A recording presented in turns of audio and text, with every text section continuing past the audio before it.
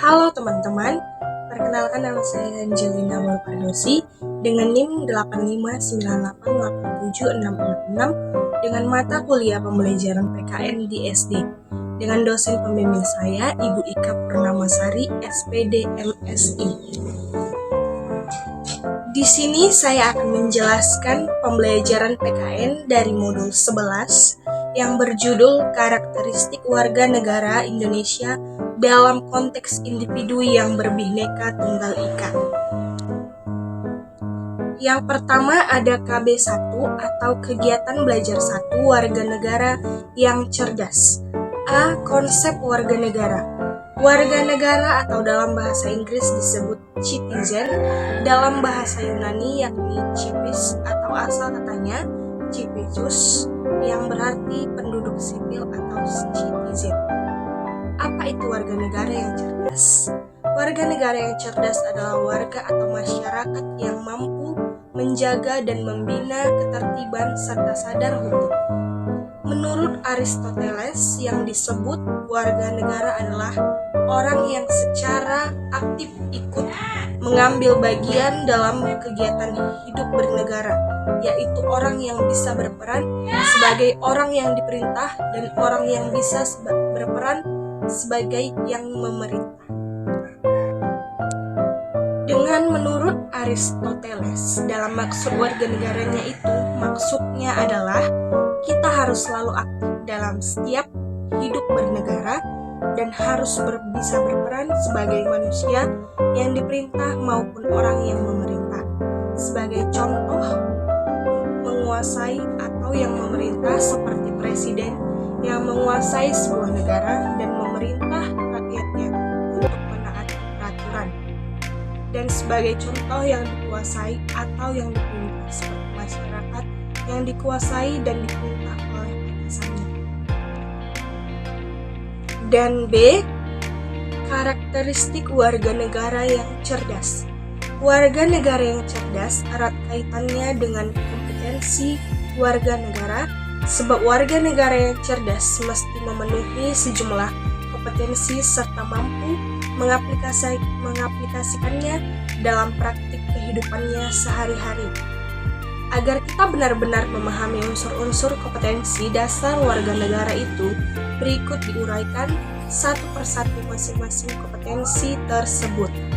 Yang pertama, kemampuan memperoleh dan menggunakan informasi. Yang kedua, menjaga dan membina ketertiban. Yang ketiga, membuat keputusan. Dan yang keempat, kemampuan berkomunikasi. Yang kelima, kerjasama. Yang keenam, melakukan berbagai kepentingan dengan benar. Yang pertama, kemampuan memperoleh dan menggunakan informasi. Dalam hal ini, warga negara yang cerdas dituntut harus mengetahui berbagai informasi, baik dalam lingkup lokal, nasional, regional, maupun internasional, dan selalu berupaya untuk memperoleh informasi, juga menggunakan informasi tersebut secara efektif. Yang kedua, menjaga dan membina ketertiban. Sebagai warga negara yang cerdas harus mampu menjaga dan membina ketertiban, karena kehidupan masyarakat akan terwujud apabila warganya memiliki kesadaran yang kuat dalam peraturan serta juga melaksanakan norma-norma yang berlaku. Yang ketiga, membuat keputusan. Dalam hal ini, setiap warga harus mampu membuat atau mengambil sebuah keputusan serta bertanggung jawab dalam semangat demokrasi. Yang kelima, ada kerjasama. Warga negara yang cerdas harus menjalin kerjasama yang baik sesama masyarakat dengan cara menghindari sikap yang egois. Yang keenam, melakukan berbagai kepentingan dengan benar. Warga negara yang cerdas harus senantiasa bisa menempatkan kepentingannya yang cerdas dalam konteks kepentingan orang lain, maksudnya dalam menggunakan kepentingan harus memperhatikan atau mempertimbangkan keberadaan kepentingan orang lain atau peka terhadap orang lain. C. Dimensi-dimensi kecerdasan warga negara. Warga negara yang cerdas merupakan warga negara yang mampu memberdayakan segala potensi yang dimilikinya serta diaktualisasikan dalam kehidupan real. Setiap warga negara mempunyai potensi dasar mental yang dapat dikembangkan yang menurut Norsyid Sumaat-Maduja atau 1998 memperoleh pemahaman tentang potensi-potensi tersebut akan dijelaskan satu persatu sebagai berikut. Yang pertama, minat atau sense of interest. Yang kedua, dorongan ingin tahu atau sense of curiosity. Yang ketiga, dorongan ingin membuktikan kenyataan atau sense of reality. Yang keempat, dorongan ingin menyelidiki atau sense of inquiry. 5. Dorongan ingin menemukan sendiri atau sense of discovery. Seperti yang kita ketahui tadi, penting halnya dalam warga negara yang cerdas sangat diperlukan dalam sebuah negara dalam kelangsungan hidup tidak terkecuali Indonesia. Yang pertama itu minat. Minat atau sebagai keinginan atau kehendak terhadap sesuatu. Seperti setiap orang pasti selalu memiliki minat atau keinginan yang pastinya itu potensi dasar dari manusia. Yang kedua, dorongan ingin tahu. Seperti yang kita ketahui, setiap orang yang pastinya selalu memiliki rasa ingin tahu yang benar atau yang besar. Contohnya ketika melihat sesuatu, orang tersebut pasti langsung timbul rasa ingin tahu di dalam dirinya. Yang ketiga, dorongan ingin membuktikan kenyataan. Hal ini berkaitan dengan sifat rasa ingin tahu. Contohnya, jika kita melihat dari hal sehari-hari kita, pasti banyak hal yang selalu mengundang banyak sekali pertanyaan yang melalui pembuktian berupa kenyataan. Atau sebenarnya harus jawaban yang sebenarnya itu pembuktian berupa kenyataan. Yang keempat itu dorongan ingin menyelidiki. Contohnya seperti kita memiliki sebuah permasalahan, ketika kita berusaha untuk menyelidiki sumber permasalahan tersebut sehingga kita akan memperoleh hal yang memuaskan. Yang kelima, dorongan ingin memuaskan sendiri. Contohnya kita akan bergiat untuk menemukan sesuatu yang baru atau bermanfaat untuk diri kita sendiri. Selanjutnya, KB2 atau kegiatan belajar 2, warga negara yang partisipatif. A. Pengertian partisipasi. Partisipasi yang dapat diberikan bervariasi bentuknya, seperti partisipasi secara fisik maupun secara non-fisik. Ada 3 bentuk partisipasi menurut Cohen Tejeraningrat atau 1994, yaitu 1. Berbentuk tenaga, yang kedua berbentuk pikiran, yang ketiga berbentuk materi atau benda. Partisipasi merupakan salah satu ciri warga negara yang baik karena tidak ada alasan bagi seorang warga negara untuk tidak ikut dalam berpartisipasi, karena partisipasi merupakan suatu keharusan bagi warga negara sebagai pemilik kedaulatan. Tanpa adanya sebuah partisipasi warga masyarakat, maka kehidupan demokrasi akan terhambat dalam perkembangannya. B. Partisipasi politik. Partisipasi politik adalah keterlibatan warga negara dalam kehidupan sistem politik yang mana disesuaikan dengan kemampuan yang dimiliki masing-masing warga negara. Partisipasi politik secara teoritis dapat dibedakan ke dalam 2 bagian, yaitu partisipasi politik yang konvensional dan partisipasi politik yang non-konvensional. Sesuai dengan kemampuan masing-masing, banyak contoh lain partisipasi politik yang dapat dilakukan oleh warga negara. Berikut dikemukakan beberapa contoh perwujudan atau manifestasi partisipasi politik. Yang pertama, mengkritisi secara arif terhadap kebijakan pemerintah. Yang kedua, aktif dalam partai politik.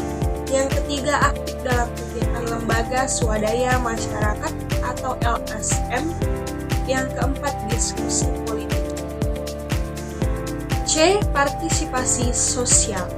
Partisipasi sosial warga negara sangat erat hubungannya dengan kegiatan atau aktivitas warga negara sebagai anggota masyarakat untuk terlibat atau ikut serta dalam kehidupan sosial kemasyarakatan. Partisipasi sosial warga negara akan dilakukan dengan baik manakala didukung oleh kepekaan sosial atau social sensitivity, yakni kondisi seseorang atau individu warga negara yang mudah dan cepat bereaksi terhadap masalah-masalah sosial kemasyarakatan. D. Partisipasi dalam bidang ekonomi. Contoh partisipasi dalam bidang ekonomi yang dapat dilakukan masyarakat antara lain berikut ini. Yang pertama, membayar pajak sesuai ketentuan dan peraturan hukum yang berlaku. Yang kedua, menggunakan produk lokal. Yang ketiga, menabung untuk kepentingan warga masyarakat lain yang lebih membutuhkan. Yang E, partisipasi dalam bidang budaya. Adapun beberapa contoh sikap dan perilaku yang mencerminkan partisipasi dalam bidang budaya yaitu: yang pertama, mencintai budaya lokal dan nasional. Yang kedua, melakukan berbagai inovasi kreatif.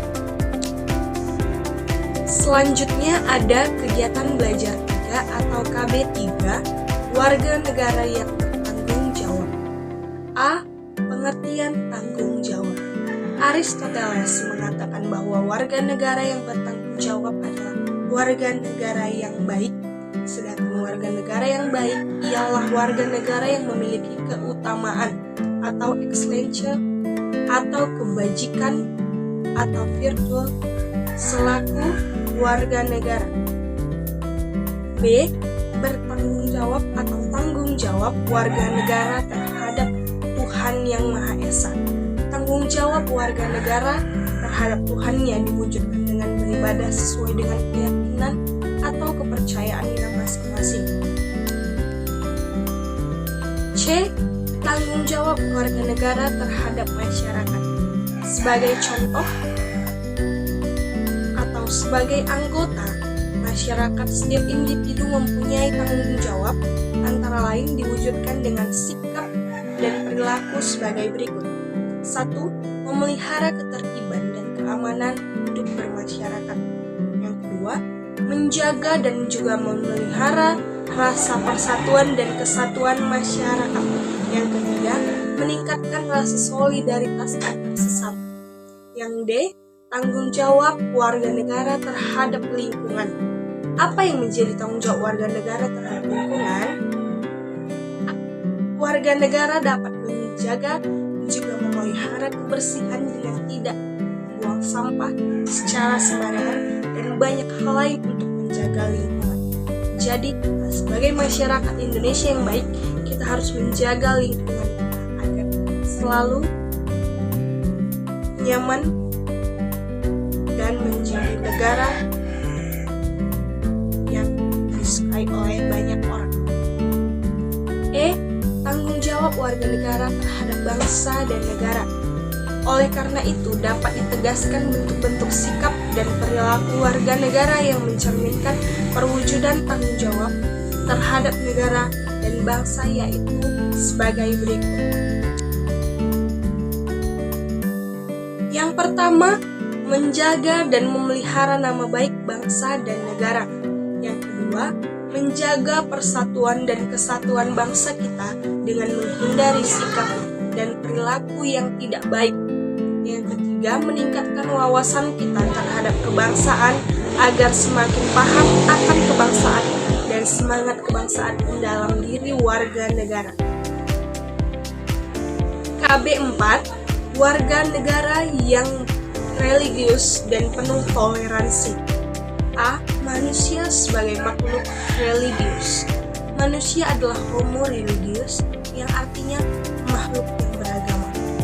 makhluk yang mempunyai keyakinan akan kekuasaan Tuhan yang Maha Esa yang menguasai alam jagat raya beserta seluruh isinya. B. Pengertian warga negara religius. Warga negara yang religius adalah warga negara yang senantiasa memahami serta mengaktualisasikan nilai-nilai ajaran agama yang hidup dan diyakininya dalam konteks kehidupan sehari-hari, baik di lingkungan keluarga, masyarakat, maupun bangsa dan negara. Nilai-nilai keimanan dan ketakwaan harus senantiasa tercermin dalam sikap maupun perilaku yang ditampilkan oleh setiap warga negara, baik dalam hal 2. 1. Dalam berhubungan dengan Tuhannya, warga negara yang religius senantiasa tunduk dan patuh kepada perintah Tuhan dan meninggalkan perbuatan yang tidak diperkenankan Tuhan.